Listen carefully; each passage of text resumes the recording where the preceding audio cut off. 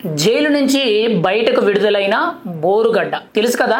ఈ పేరు ఎంత ప్రాముఖ్యం చెందిందనంటే గత 5 ఏళ్లు కూడా తన నోటికి పని చెప్పినందుకు, తన ప్రవర్తనతో సోషల్ మీడియాలో ఇష్టానుసారమైన వ్యాఖ్యలు చేసినందుకు ఇప్పుడు పర్యవసానం కింద సుమారుగా ఏడాది పాటు జైల్లో ఉన్న పరిస్థితి అయితే వచ్చింది. ఈ బోరుగడ్డ అనిల్ కుమార్ అనే వ్యక్తి గతంలో 2019 నుంచి 2024 వరకు కూడా వైఎస్ఆర్సీపీ ప్రభుత్వ హయాంలో నోటికి పని చెప్పారు. ఏ స్థాయి వ్యక్తి గురించి ఎలా మాట్లాడుతున్నాం అనేది ఒక అహం అనేది చూపించే విధంగా ప్రజెంట్ ముఖ్యమంత్రి అయిన చంద్రబాబు నాయుడు మీద, ఉప ముఖ్యమంత్రి అయిన పవన్ కళ్యాణ్ మీద, మంత్రి నారా లోకేష్ మీద, టీడీపీ నాయకుల మీద, కార్యకర్తల మీద, ఇంకోవైపు జనసేన కార్యకర్తల మీద, వీళ్ళందరి మీద కూడా అనుసారమైన వ్యాఖ్యలు చేశారు. ఒక రకంగా కొంతమందికి డైరెక్ట్ గా కాల్ చేసి వాళ్ళని బెదిరించడం కూడా జరిగింది.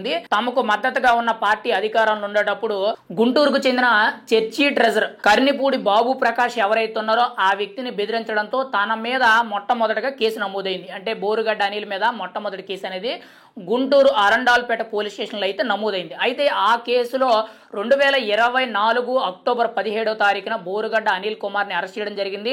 ఆ తర్వాత అరండాల్ పోలీస్ స్టేషన్కి సంబంధించిన పోలీసులు తనకి రాచమర్యాద చేస్తున్నారని సుమారు 11 మంది పోలీసులు అయితే ప్రభుత్వం సస్పెండ్ చేయడం జరిగింది. పైగా పోలీస్ స్టేషన్లో తనకి రాచమర్యాదలు, ఫ్యాను, ఏసీ, ఇలా తినడానికి బిర్యానీ అన్ని విధాలుగా కూడా సదుపాయాలు కల్పిస్తున్నారని అక్కడి నుంచి కూడా వెంటనే కూడా రాజమండ్రి సెంట్రల్ జైలుకి అయితే షిఫ్ట్ చేయడం జరిగింది.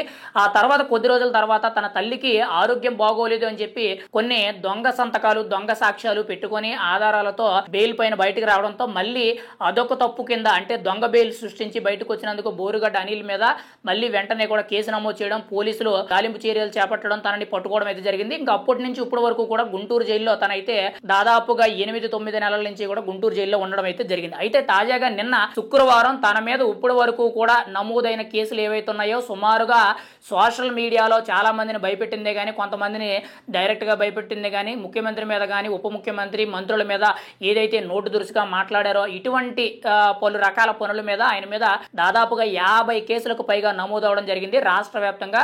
వాటికి సంబంధించిన అన్ని కేసుల్లో కూడా బెయిల్ మంజూరు అవడం జరిగింది. ఆయన నిన్న బెయిల్ నుంచి విడుదలవడం అయితే జరిగింది. అయితే ఇక్కడ ముఖ్యంగా చూసుకుంటే బోరుగడ్డ అనిల్ వ్యక్తి తన యొక్క 5 ఏళ్ల ప్రవర్తన ఎలా ఉంది, దానికి పర్యవసానంగా ఈ ఏడాది పాటు జైలు శిక్ష ఏ విధంగా ఉంది అనేది చాలా మందికి కూడా బుద్ధి వస్తుంది. ఎందుకనంటే ఒక స్థాయి మర్చిపోయి మరీ నీచంగా ఒక గౌరవప్రదమైన గొప్ప స్థాయిలో ఉన్న నాయకుల గురించి, వాళ్ళ ఇంట్లో ఉన్న ఆడవాళ్ళ గురించి, పిల్లల గురించి నీచంగా మాట్లాడడం అనేది అది మొట్టమొదటిసారిగా మొదలుపెట్టింది ఈ బోరుగడ్డ అనిల్ కుమార్ అనే వ్యక్తి. ఇప్పుడు ఏడాది పాటు ఎవ్వరికీ తెలియకుండా పోయి సెంట్రల్ జైల్లోనో, ఇటు గుంటూరు జైల్లోనో, లేకపోతే పోలీస్ స్టేషన్లోనో మగ్గిపోవడం జరిగింది. తనకి పడ్డ శిక్ష ఏదైతే ఉందో ఇప్పుడు చాలా మంది కూడా సోషల్ మీడియాలో ఏదైతే అసభ్యకరమైన ప్రవర్తనతో మాట్లాడుతున్నారో, ఇష్టానుసారంగా మాట్లాడుతున్నారో వాళ్ళందరికీ కూడా ఇదొక ఉదాహరణ కింద ఒక జవాబుదారీతనం అయితే అవుతుంది. ఏది ఏమైనా సరే నిన్న సాయంత్రం శుక్రవారం అన్ని కేసులు, అంటే 50కి పైగా ఉన్న కేసులు ఏవైతే ఉన్నాయో అన్ని కేసుల్లో కూడా బెయిల్ మంజూరు అవడం జరిగింది. నిన్న సాయంత్రం శుక్రవారం విడుదల అవడం అయితే జరిగింది. ఏది ఏమైనా సరే బోరుగడ్డ అనిల్ కుమార్ అనే వ్యక్తికి ప్రభుత్వం అయితే చాలా గట్టిగా బుద్ధి చెప్పిందని చెప్పి చాలా మంది కూడా ఇప్పుడు సోషల్ మీడియాలో పోస్టులు కూడా పెట్టడం అయితే జరుగుతుంది. ఫైనల్ గా బోరుగడ్డ అనిల్ కుమార్ అయితే జైలు నుంచి విడుదల అవడం జరిగింది.